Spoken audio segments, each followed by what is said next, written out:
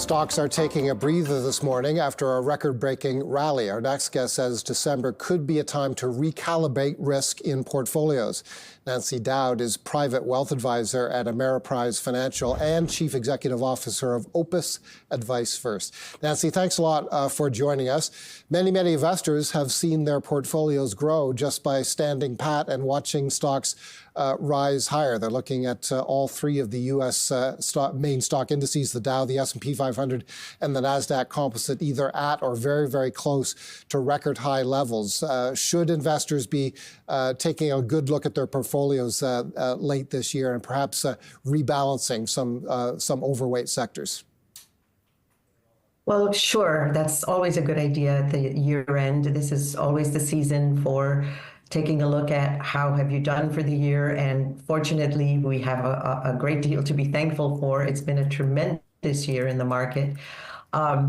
It's very likely that portfolios have gone adrift because some sectors have done so well that they've taken up a bigger piece of the pie. So it's time to perhaps rebalance or recalibrate to the original risk profile.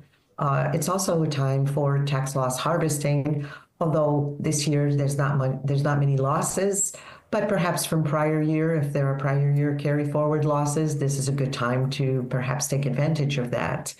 But we see a lot of sentiment, a lot of optimism. Obviously, the market is very optimistic about the outcome of this election, but there's certainly some things to be concerned about.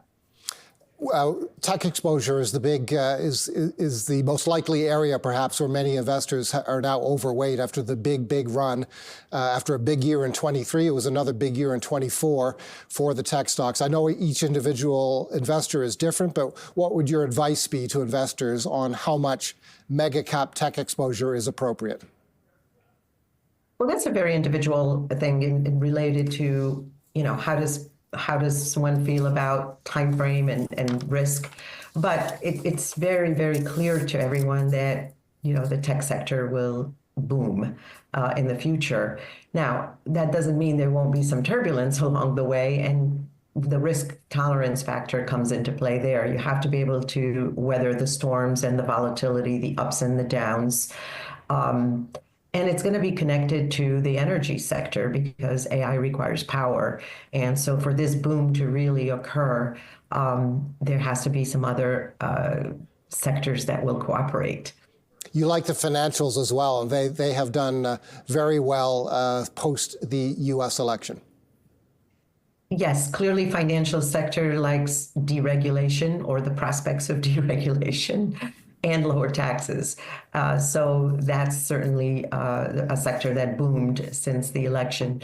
But overall, I think some of the sectors to be leery of are healthcare. Healthcare will probably suffer and already has taken a little bit of a hit. If the tariffs do occur, that will hurt the healthcare sector, with the exception of managed care, of course, which is largely in the U.S. However, if corporate taxes are decreased, then healthcare firms will benefit, as will all corporate America. So there's so much we have yet to see what's going to happen. The side that is unhappy about the election outcome is looking for all the doom and gloom things that are going to happen, and the side that's really happy about the outcome of the election is very optimistic and bullish. And it looks like the market is on that side as of right now. Why has healthcare sold off? What's the market thinking there?